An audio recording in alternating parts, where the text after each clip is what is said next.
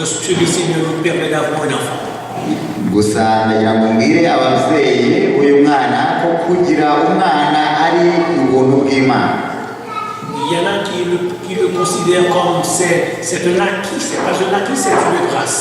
Parce qu'il y a beaucoup de gens qui auraient aimé enfanter, mais qui ne sont pas en mesure de le faire.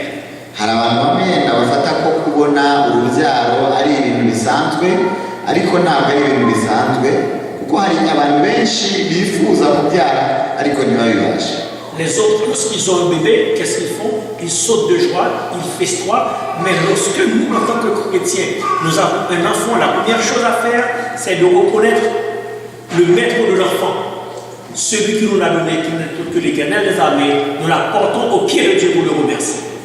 Abandi iyo bagize umugisha wo kubyara baranezererwa bagakora ibirori bakishima, ariko twebwe nk'abakristo ntabwo twishima gusa, ahubwo twihutira no kujya imbere y'Imana ngo dushimire Imana kandi tuyereke iyo mpano yaduhaye. Dans les Saintes Écritures, nous lisons dans 2 Samuel l'histoire d'une famille. Muri Bibiliya, mu gitabo cya Samweli hari igitekerezo dusomamo cy'umuryango umwe, Anne, Pénina et Elkana. Anne, Pénina et Elkana. Tumamo igitekerezo cya Elkana na Anna na Pénina. Elkana était le père de famille, Anne était sa femme, et il y avait une autre femme dans ce couple. C'était un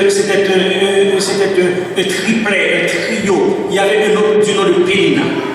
Rero Elkana yari umugabo muri urwo rugo, Anna akaba umugore we, nuko hari undi muntu rero witwaga Pénina wari ugize uwo muryango, kuko bari batatu muri uwo muryango. Lorsque vous lisez les Saintes Écritures, vous allez être étonné pour voir qu'il y a beaucoup de choses qui ont été acceptées, tolérées par Dieu, mais qui ne sont plus aujourd'hui. Nous disons un trio, un homme avec 2 femmes à côté. Iyo umuntu asomye muri Bibiliya hari ibintu byinshi bidutungura, kuko hari ibintu usanga byari byemewe mu gihe cya kera mu bakristo, ariko uyu munsi bitakyemewe. Nk'aho ngaho nyine tubona abagore babiri bari bahuriye ku mugabo umwe. À l'époque, avoir un enfant, c'était une grâce, parce que tout le monde soupirait avoir un enfant. Et quand l'enfant est mal, encore plus important, qui sait? C'est pas le Messie attendu. Mais il y a des gens qui pensent en disant, mais pasteur, j'ai acquitté ma tâche. Je suis un bon père de famille, une mère de famille. J'ai nourri mon enfant, je l'ai verti. Je suis là pour l'enfant, je lui ai donné tout ce dont il en a besoin. Mais c'est pas seulement ça. Le texte a dit, instruisez l'enfant selon la voie qu'il doit suivre, et quand il sera vieux, il ne s'en détournera pas. Hari abantu rero batekereza yenda yuko iyo nshingano bafite ku mwana ari ukuvuga ko wamugaburiye, umwitaho mu bintu bisanzwe by'imibereho ye ya buri munsi. Nyamara hari ikintu gikomeye ndetse Bibiliya ivuga cyerekeranye no kurerera umwana mu nzira nziza yo ya Kristo, ngo ndetse ko azasaza atayivuyemo. Ça veut dire, et Hubert ainsi que Marie, vous devez avoir du temps pour le bébé. Vous devez le nourrir spirituellement. L'enfant va passer plus de temps à l'école, en compagnie des gens qui ne sont pas chrétiens. Il va recevoir des informations très souvent clichés concernant le salut. Mais vous devez vous arranger pour instruire l'enfant selon la voie qu'il doit suivre. Nuko rero Ibere na Marie, umwana wanyu mufite inshingano yo kumugaburira mu buryo bw'umwuka. Azamara igihe kinini ku ishuri, aho azaba ari kumwe rimwe na rimwe n'abantu batari abakristo, ndetse rimwe na rimwe akigishwa ibintu bitari byo kubyerekeranye n'agakiza kacu, ariko mufite inshingano yo kumurera muri iyo nzira ndetse no kumuhugura igihe cyose agize urujijo muri iyo si agiye gukuriramo. Ne négligez pas le culte de famille au foyer. Ne négligez pas les petites histoires pour l'enfant. Ne discutez pas des affaires de l'église en présence de l'enfant. Essayez de mettre l'enfant à l'écart de tout ce qui peut troubler sa croissance spirituelle. Nuko rero muzahe agaciro gake guterana kwera mu rugo iwanyu, ndetse mukagira umwanya wo kumubarira inkuru za Kristo zimufasha mu mikurire ye, ndetse mukirinda kuganira ibibazo by'itorero mu rugo. Igihe bibaye ngombwa ko hari ibyo mubivugaho, mukabivugira kure ye, kugira ngo mumurinde icyo ari cyo cyose cyatokoza imyizerere no gukura kwe mu by'umwuka. Je suis là pour vous dire, pour terminer, Nous savons que la charge est lourde, surtout dans ce pays sécularisé. Mais quand quelqu'un s'accroche à Dieu, quand quelqu'un a une certaine proximité à l'Esprit de Dieu, il a une capacité transmissible et comprenable pour soutenir un enfant afin que cet enfant puisse grandir de la crainte. Merci pour ta grâce. Merci pour ta compassion manifestée à notre égard. Merci pour Jésus qui a été volé sur la croix pour chacun de nous. Je te présente cette petite fille. Tu la connais depuis qu'elle a été dans le ventre de sa mère. Je te prie d'étendre ta main sur elle, de la bénir. Permets qu'elle puisse grandir à l'église. Permets qu'elle puisse être un élément positif dans la balance du salut. Bénis son père, bénis sa mère. Fais-tu bien, nous comptons sur toi. Lavez-nous de toutes souillures, bénis et dirige-nous. Au nom de Jésus, pour ta gloire. Amen. La petite Zoé. reka rero ne itorero umwana wacu witwa Zoe.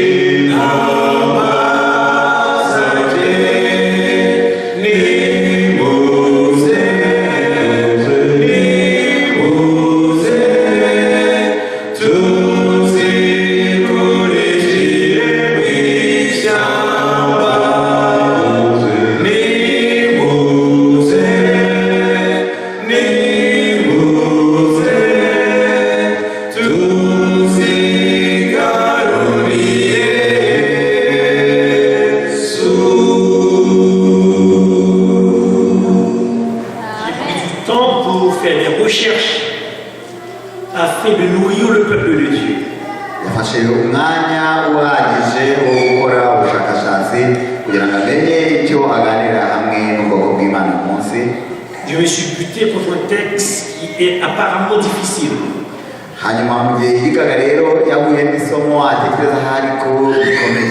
Et je m'en suis bien sorti par la grâce de Dieu.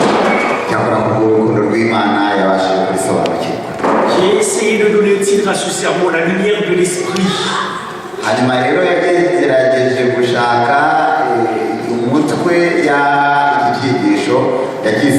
La lumière de l'esprit, La lumière de l'esprit. La lumière de l'esprit. Vous savez que le Seigneur, il a des forces dans le ciel.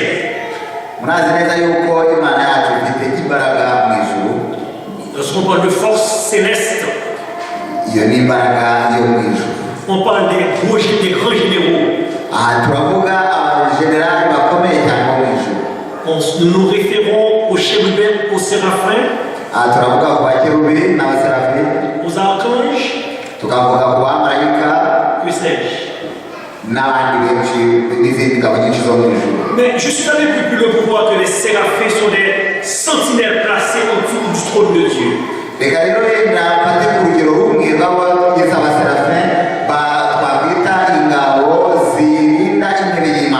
Ils sont des boules de feu qui acquièrent la lumière à la source.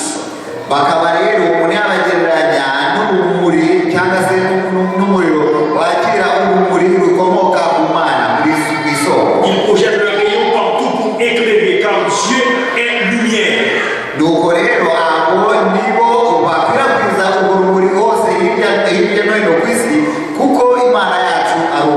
Puisque Dieu est lumière, il n'y a point de ténèbres en lui.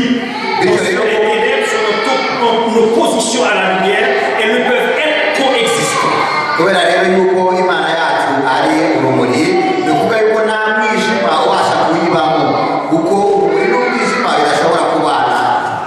Dans Timothée 6, verset 13 à 16, nous allons lire, je vais lire pour vous très vite.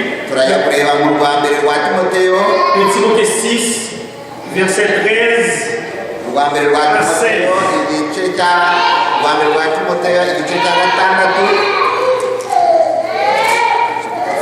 Chapitre 6, verset 13 à 16. Il est écrit ce qui suit.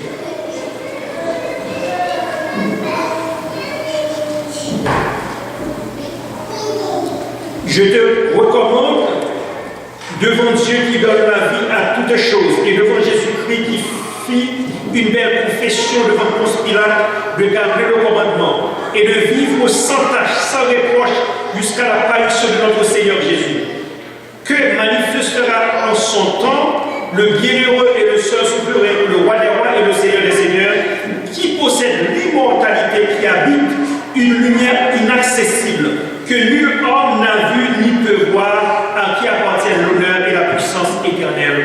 Amen. Amen. Yakwihanangiriza mu maso y'Imana ibeshaho byose no mu maso ya Kristo Yesu wahamije kwatura kwiza imbere ya Pontiyo Pilato. Witondere itegeko, ntugire ikizenga, habe n'umugayo kugeza kuboneka k'umwami wacu Yesu Kristo kuzerekanwa mu gihe cyako, niyo ifite ubutware yonyine ihiriwe, ariyo mwami w'abami, ubutware utwara abatware. iyo yonyine ifite kudapfa, iba mu mucyo utegerwa, nta muntu wigeze kuyireba kandi nta wabasha kuyireba. Icyubahiro n'ubutware budashira bibi byayo. Amen. L'idée maîtresse de ce texte, c'est que Dieu est lumière. iki gitekerezo dusomye ahangaha, ishingiro ryacyo nk'uko Imana ari urumuri, ari umucyo. Le texte nous indique que les séraphins sont autour du trône de Dieu. Aha rero bakatwereka yuko abamarayika barinda intebe y'Imana, bari bakikije intebe y'Imana. Le mot séraphe en hébreu signifie brûler, boule de feu. Rero iri jambo ryakoreshejwe mu giheburayo aho rikomoka ku byerekeranye ku muriro nyine, gutwika cyangwa se kubonesha. Disons les séraphins est le pluriel de séraphe, signifiant les boules de feu. Aha rero rikaba ryarakoreshejwe mu bwinshi, bigaragaza yuko urwo rumuri ruri mu bwinshi nyine, abamarayika ari benshi bakikije intebe y'Imana. Leurs éternelles présences autour du trône de Dieu les transmettent suffisamment de lumière, pouvant les transformer en boules de feu. Bityo rero kuba ari benshi bakikije Imana, bakikije intebe y'Imana, bituma babasha nyine kuba umucyo ukwiye hose. En conséquent, celui ou celle qui maintient une étroite relation avec Dieu par la prière risque de subir la même transformation lumineuse comme des séraphins en devenant une boule de feu. Bityo rero umuntu ubana n'Imana, yaba mu buryo bwo kwiga ijambo ry'Imana, ubwo gusenga ndetse no kwiga ijambo ry'Imana no gusenga, abasha guhinduka nk'abamarayika, akabasha kugira iyo mpinduka iba muri we ituma aba umucyo w'abandi nk'uko abo bamarayika bari. Ce que je vous dis, frères et sœurs, ce que j'affirme ici n'est pas creux, car Moïse l'expérimenta pendant ces 40 jours de prière sur la montagne en présence de Dieu. Ibi rero kandi ntabwo ari amagambo y'ubusa gusa, kuko Mose byamubayeho muri gihe yamaze imyaka minsi 40 asenga ku musozi ari kumwe n'Imana. Lorsqu'il descendit, les gens lui ont vu, mais ne lui ont pas reconnu parce que son visage fut inondé de lumière. Igihe rero yamanukaga ku musozi, abantu ntabwo bamumenye, kuko bitari byoroshye kumenya, kuko isura ye yari yuzuye urumuri cyangwa umucyo ukomoka ku Mana. Par conséquent, vous pouvez comprendre pourquoi il fut si puissant. Aho rero ngira ngo murasobanukirwa n'impamvu Mose yaje kugira imbaraga zitangaje. Le sage Salomon, ayant compris tout cela, il a dit dans Proverbe 4, verset 18, le sentier des justes est comme la lumière resplendissante dont l'éclat va croissant jusqu'au milieu du jour. Salomo rero yaranditse mu migani. Et Proverbe 4, 18, le sentier des justes est comme la lumière resplendissante dont l'éclat va croissant jusqu'au milieu du jour. Salomo rero yaranditse mu migani igice cya 4 umurongo wa 18 ngo ariko inzira y'umukiranutsi ni umuseke utambitse ugakomera gukura ukageza ku mama y'ihamba. Notre Père, notre Dieu, nous te supplions d'être avec nous aujourd'hui, tandis que nous allons méditer sur un passage apparemment difficile. Mais nous savons que ta présence est avec nous, nous savons que tu peux nous permettre de comprendre ce sermon, ce que tu veux nous dire aujourd'hui, pour notre bien-être spirituel. Bénis cette assemblée, nous comptons sur toi, en Jésus de ta gloire. Le mot sentier en hébreu est orash, signifiant voie, chemin de la vie, manière de vivre. Iri jambo ryakoreshejwe ahangaha mu giheburayo rishatse gusobanura inzira y'ubuzima cyangwa se imibereho, uburyo bwo kubaho. Le texte a dit le sentier des justes est comme la lumière. Le mot lumière, en hébreu, c'est or, signifiant éclairage, intelligence. Kandi uko twabisomye muri aya magambo, inzira y'umukiranutsi igereranywa n'urumuri, ni ukuvuga ngo mu giheburayo urumuri rwagereranywaga n'izahabu. Le sentier des justes est comme la lumière resplendissante. Lorsque nous regardons le mot resplendissant, le mot en hébreu c'est noga, signifiant splendeur, éclat. Rero hano ijambo ryakoreshejwe nanone bavuze ngo nk'umuseke utambitse. Umuseke utambitse ngira ngo mwumva mu museke mu gitondo, iyo umuseke utambitse urumuri rw'izuba rutangiye kurasa, ni ibyo bishashishashi bikomoka kuri iryo zuba, ni ibyo jambo littéralement, lorsque nous essayons de coller ces différents morceaux, nous finirons par comprendre, le texte veut dire, le sentier des justes, c'est sa manière de vivre. C'est sa manière de vivre qui éclaire à travers ces éclats ceux qui sont aux alentours.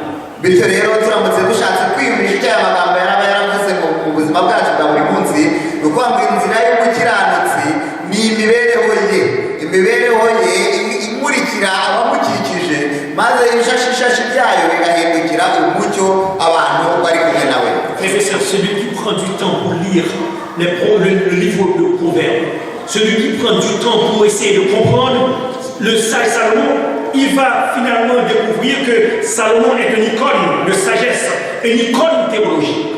Iyo umuntu afashe ku mwanya wo gusoma amagambo yanditse mu gitabo cy'imigani abona yuko uyu mugabo Salomo wacyanditse yari umuhanga rwose, umuhanga mu buryo bukomeye ndetse akaba umuntu ukomeye mu by'umwuka. Pourquoi? Parce qu'il décrit la sagesse de l'être, il peint le tableau assombri de la nature humaine. Kuko yagerageje kugaragaza amagambo yuzuyemo ubwenge bw'imibereho y'abantu ndetse n'icyo abantu bakora agendeye ku mibereho yabo ya buri munsi. Il traverse le voie de la pensée humaine pour mettre à nu le secret de la vie de tout être sur la terre. Yagerageje rero gukora isesengura ry'imibereho y'umuntu maze agaragaza uko abatuye isi muri rusange bameze. Marchant sur un chemin escarpé, étroit et fébrile, il réalise les certitudes d'une vie sans Dieu. Akaba rero mu mibereho ye yagerageje kunyura mu nzira zitandukanye ndetse harimo n'izari zitoroshye kunyura ndetse n'izari zidatunganye maze arushaho gusobanukirwa ukuntu kuba muri iyi si udafite Imana biruhije. Un pavé colmaté par des feuilles séchées entourant l'obscurité, il déclare: le sentier des justes est comme une lumière resplendissante. Icyo rero nicyo cyatumye abasha kureba umwijima wari mu isi itarimo Imana, aravuga ati imibereho y'umukristo cyangwa se inzira z'umukristo ni nk'umuseke utambitse. Frères et sœurs, notre manière de vivre doit être une lumière. Bityo rero bene data, imibereho yacu igomba kuba umucyo. Autant que nous restions attachés à Dieu, c'est autant que cette lumière nous pénètre, c'est autant que nous avons la possibilité d'éclairer ceux qui sont aux alentours de nous. Kandi uwo mucyo ushobora kuvuka muri twebwe tutabanye n'Imana, kuko uko dukomeza kubana n'Imana niko urwo rumuri rikomokaho rukurira muri twe maze tukaba umucyo uboneshereza abadukikije. À savoir, êtes-vous toujours sur le sentier des justes? Aha rero tukibaza ngo mbese wowe cyangwa nyewe tukaba tukiri mu nzira z'ubukiranutsi. Le sentier, c'est le chemin de la vie. Kubera yuko inzira ahangaha icyo bigereranyije ni inzira y'imibereho yacu ya buri munsi. En le mot, concevez-vous la bonne manière de vivre en tant que chrétien? N'ayandi magambo ese twaba dusobanukiwe neza uburyo bukwiriye umukristo akwiye kubaho. Votre manière de vivre doit être une lumière pour tous ceux qui vivent aux alentours de vous. Imibereho yacu yagombye kuba urumuri rumurikira ababakikije bose. Votre manière de vivre doit attirer les autres. Kandi imibereho yacu yagombye kurarikira abandi kubasanga. Votre manière de vivre, c'est comme la lumière qui attire les papillons perdus au fond de l'obscurité. Kandi imibereho yacu yagombye kuba rwa rumuri rwiregerezaho abantu nk'uko ibinyugunyugu bigenda bisanga ahantu hari itara. J'ai lu l'histoire de l'homme qui fut perdu complètement et dans un océan durant la nuit. Il ne pourrait pas trouver son repère. Mais finalement, il a vu un phare de loin. Il a vu une petite lumière de loin. Il a su suivre cette lumière pour retrouver son repère. Yasomye igitekerezo cy'umugabo wigeze azimirira ahantu mu nyanja ndetse ngo hari umwijima mwinshi cyane ku buryo atabashaga kubasha gusobanukirwa aho aherereye ngo abashe gusobanukirwa n'iyo yaturukaga cyangwa iyo yajyaga, maze kirakabaye aza kubona amatara kure ariko ari akantu gato cyane, nuko agenda agakurikiye bimufasha kongera kubona icyerekezo. Dans ce monde ténébreux, frères et sœurs, le monde a besoin de la lumière. Nuko rero bene data muri isi y'umwijima dukeneye urumuri. Il y a eu parfois, lorsque vous êtes quelque part, vous voyez une salle qui est hermétiquement fermée, il fait noir totalement. Mais lorsque vous rentrez dans cette salle, pour la première fois, vous voyez, c'est noir. Mais à force de rester dans cette noirceur, vous pouvez s'imprimer comme ce noir.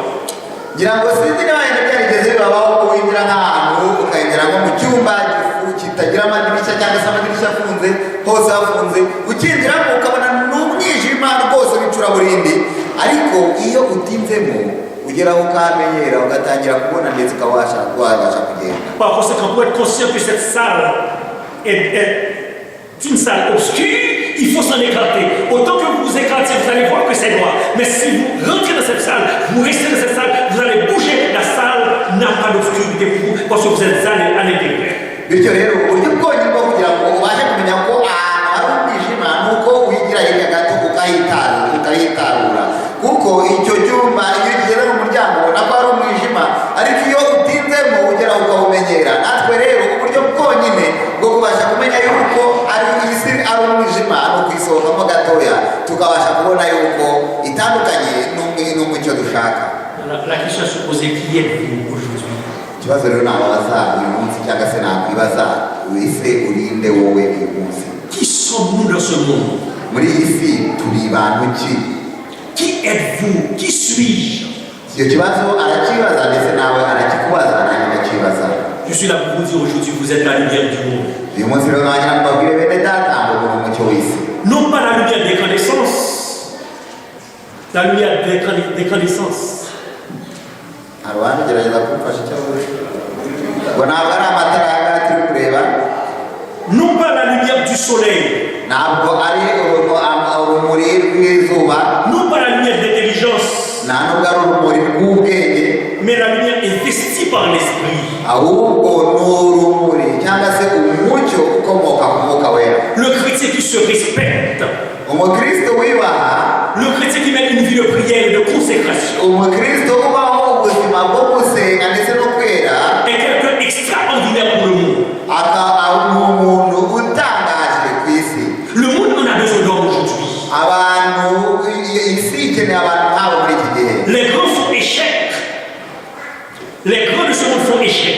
Abayobora iyi si ntabwo babashije bagera ku byo bifuza. On cherche des hommes moraux.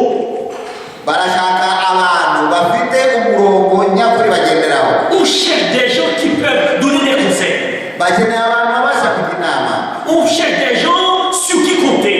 Bakeneye abantu umuntu ashobora kwizera. Parce que le monde est entouré par des ténèbres. Kubera yuko isi ikikijwe n'umwijima. Mais vous et moi, nous sommes la lumière. Nyamara jyewe namwe turi umucyo w'isi. La lumière investie par l'esprit. Kandi turi umucyo ukomoka ku Mwuka Wera. C'est ce que la Bible dit que nous sommes aujourd'hui. Icyo nicyo Bibiliya itubwira. Isaïe 49, verset 6. On a dit que Israël a été conçu, choisi par Dieu pour être la lumière des nations. Muri Yesaya batubwira yuko Israeli yatoranijwe n'Imana kugira ngo ibe urumuri rw'amahanga yose. La lumière des nations pour éclairer ceux qui sont aux alentours, ceux qui ne connaissaient pas le grand Dieu de l'univers. Urumuri rw'amahanga yose ni kugira ngo babashe kuboneshereza amahanga yari abakikije, babashe kumenyesha abo bose batigeze bamenya Imana nyakuri. Mais la lumière d'Israël s'est éteinte. Nyamara urwo rumuri rwaje kuzima. Ils ont rejeté le Messie. Kubera yuko bahakanye Mesiya. Aujourd'hui, la lumière tourne vers tous ceux et toutes celles qui comprennent que Jésus il est la lumière du monde. Urwo rumuri uyu munsi rero rusigariye gusa kuri bariya bose, ku bantu bose bemera ko Yesu Kristo ari umukiza w'isi. Dans Matthieu 5, verset 16, il est écrit que votre lumière luise parmi les hommes afin qu'ils voient vos bonnes œuvres et qu'ils glorifient votre Père Céleste qui est dans les cieux. Muri Matayo 5:16 baravuga ariko umucyo wanyu uboneke imbere y'abantu kugira ngo babone imirimo yanyu myiza bahere ko bahimbaza so mu ijuru. Frères et sœurs de ce monde sécularisé, les hommes ne prêtent pas attention à ce que vous dites. Bene data muri iyi si yakanye Imana ntabwo abantu bakita ibyo muvuga. Ils ne lisent pas non plus les livres, les encadres que vous les donnez. Ntabwo bagisoma ibitabo cyangwa se izindi nyandiko zose mubaha. Mais la meilleure lecture qu'ils fassent, c'est votre conduite et votre comportement. Igitabo cyonyine basigaye babasha gusoma kikabafasha ni imibereho yanyu, ni imibereho yacu n'imigendere yacu ya buri munsi. C'est pourquoi qu'il est écrit dans 1 Pierre chapitre 2 verset 12.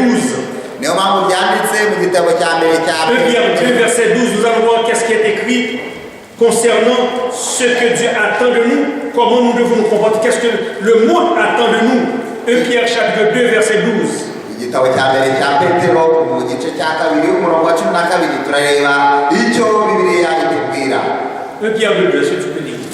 twageze aho bavuga ngo mugire ingeso nziza kandi kugira ngo nubwo babasebya n'abakora nabi nibabona imirimo yanyu myiza izabatere guhimbaza Imana ku munsi wo kugendererwamo. Et au milieu des païens une bonne conduite, afin que là même où ils vous calomnient, comme si vous étiez des malfaiteurs, ils remarquent vos bonnes œuvres et qu'ils glorifient Dieu au jour où ils le visitèrent. Ayez parmi les païens de bonne conduite. Bibiliya iratubwira yuko mu isi y'abapagani dukwiye kugira imigendekere myiza. Au travail, êtes-vous lumière?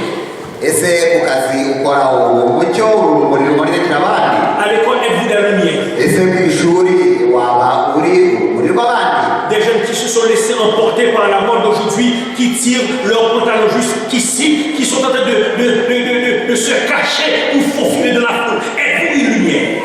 urubyiruko rwaho rugenda rwigana imigenderekere yo muri iyi si ya none, aho abantu bagenda bambaye ipantaro yenda kugwa bagakora ibintu by'ibikorwa bitandukanye mu rwisho. Ese muri abo bagenzi bawe urumuri rwabo?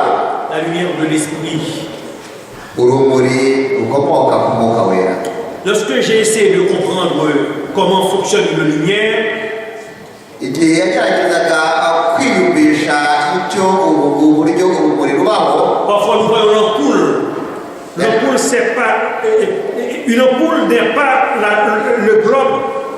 C'est pas le globe ou l'enveloppe qui est perçue. C'est l'enveloppe et le globe qui est perçu.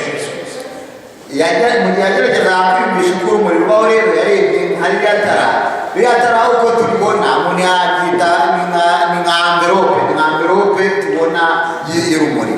Mais la languette qui se trouve à l'intérieur, qui donne la lumière, est différente de ce que vous voyez. nyamara akantu karimo hariya gatuma habaho urumuri gatandukanye n'iki ngiki tubona. En d'autres termes, si la petite languette qui est à l'intérieur est cassée, l'enveloppe ne sert à rien. bityo rero ako kantu karimo kagaragaza urumuri karamutse gapfuye, iyi amverope y'inyuma ntacyo iba ikimaze. Très souvent, l'enveloppe est noircie, ce qui justifie que le cœur d'une luminosité de l'enveloppe est brûlé ou fini. hari ubwo rero iyo itara ryapfuye umuntu abona ko ari ahindutse nk'umukara, ni ukuvuga yuko ryafiriye. ni ikimenyetso kigaragaza yuko iyo soko y'urumuri yapfuye. Par conséquent, l'ampoule ne sert à rien. ibyo rero bishatse kuba ko ampure iba ntacyo kimaze. Et alors, aucun d'entre nous ne serait capable de produire de l'énergie à moins qu'il reste attaché à la source qui n'est autre que l'Esprit de Dieu. bityo rero natwe ni uko nguko bimeze, ntabwo twaba tukibashije kugira icyo tumara turamutse tutagifashe ku isoko y'urumuri ariyo Imana n'Umwuka Wera. Alors, il est écrit, le sentier des justes, Salomon, est comme la lumière resplendissante dont l'éclat va croissant jusqu'au milieu du jour. umugabo twabisomye mu imigani Salomo yavuze ngo inzira z'umukiranutsi zimeze nk'umuseke utambitse, urumuri rwawo rugakomeza kugera ku manywa y'ihangu. Ce sont nos comportements, frères et sœurs, notre conduite qui doivent éblouir les autres. bityo rero imibereho yacu, imyitwarire yacu nibyo bigomba kumurikira abagenzi bacu. L'assiduité à notre conception religieuse qui doit illuminer les autres. nuko kandi uko twitabira ibikorwa bya Gikristo nibyo nabyo byagombye kwereka abandi agaciro tubiha. Notre douceur et l'amour qui doivent illuminer ceux qui gisent dans les ténèbres. uburyo twitwara ku bandi, tuba abantu beza, twita ku bandi ndetse tunabafasha, nibyo byagombye gufasha abakiri mu mwijima kumenya ibyiza biri mu Bukristo. Notre générosité et charité qui représentent le sentier des justes, qui doivent projeter les rayons sur les autres. ubugiraneza bwacu ndetse no gufasha ababikeneye nibyo byagombye kuba urumuri rwereka abandi ko kuba mu Bukristo harimo ibyiza. Parfois, vous avez une lumière, vous avez une ampoule. Notre lumière peut être inefficace si nous avons une ampoule 60 pour éclairer toute une stade. birumvikana yuko ufashe agatara n'aka ngaka ukaba ugashyize akangaka kamwe ukagashyira muri stade kayimurikire ntabwo kabasha kuyimurikira ntabwo kaba gahagije Elle peut être inutile si elle est éteinte. kandi ako gatara karamutse kanazimye nta kintu no kaba kakimaze. Que le Seigneur aujourd'hui, que la lumière de l'Esprit aujourd'hui vous saisisse, qu'il vous transforme afin que vous soyez transformés. Nuko rero dusaba Imana kugira ngo urumuri rukomoka ku Mwuka Wera rubashe kuba muri twe uyu munsi maze tubashe guhinduka. C'est ce que Dieu attend de nous. Kuko icyo nicyo Imana itwitezeho. C'est ce que Dieu attend de nous. Icyo nicyo Imana itwitezeho. Frères et sœurs, Bene data, resplendissez-vous à vos collègues de travail, afin que vous soyez une référence morale et spirituelle. mube umucyo abagenzi banyu abo mwigana cyangwa se abo mukorana kugira ngo mube referanse mu by'umwuka. Resplendissez-vous afin de représenter dignement la foi chrétienne. Nuko mube umucyo wabo ngabo kugira ngo babashe gusobanukirwa n'ibyiza by'ubukristo. Resplendissez-vous pour dissiper les ténèbres et attirer les autres à Christ. Nuko mubabere umucyo kugira ngo mucyahe umwijima kandi mubarehereze kuri Yesu Kristo. Par ceci, par ceci, par ceci, tous connaîtront que nous sommes les disciples de la lumière. Tous connaîtront que nous sommes les disciples de la lumière. Que le Seigneur vous aide aujourd'hui à repousser toutes les œuvres des ténèbres. Que le Seigneur vous aide aujourd'hui à faire une introspection à l'intérieur de vous pour regarder l'état de votre ampoule. Est-ce que vous éclairez suffisamment ceux qui sont autour de vous?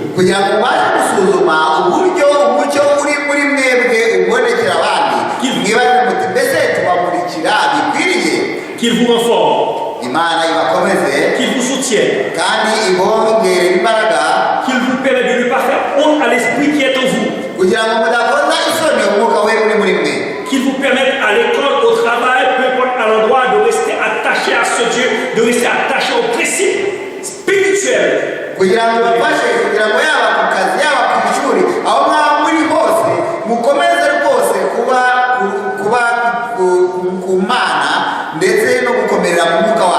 Et quand